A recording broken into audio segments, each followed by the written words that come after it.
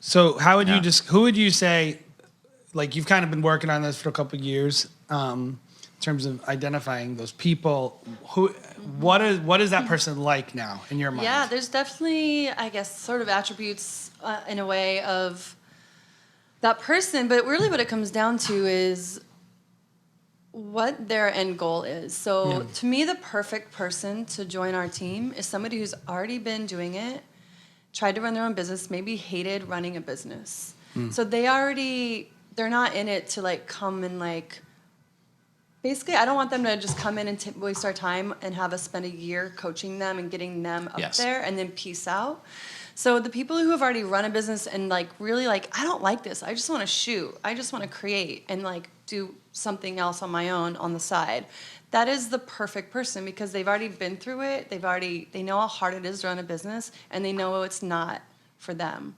And they just want to shoot and edit or whatever. So those are the perfect kind of people for me. I love that. I love when you mentioned that at workshop, and I was like, oh, that's so true, because that's the one person that we really hadn't worked with before. And I find a lot of times that type of person is a person that's like, you know what, working on a weekend, making a certain amount of money in one day that I make the rest of the week working at this other random job. That's interesting to me. Like, and you can find people that are talented that maybe work, a part-time or full-time job, and just finding that person was someone that was a little bit of a challenge. And I think in the last couple of years, we've had a couple shooters who have come on board who are just like, I want to work, just one day a week as opposed to, doing editing the rest of the week. And I think with video, it's a little different in that it's mildly more technical. Totally. Definitely. And so we actually do fine with people who have zero experience.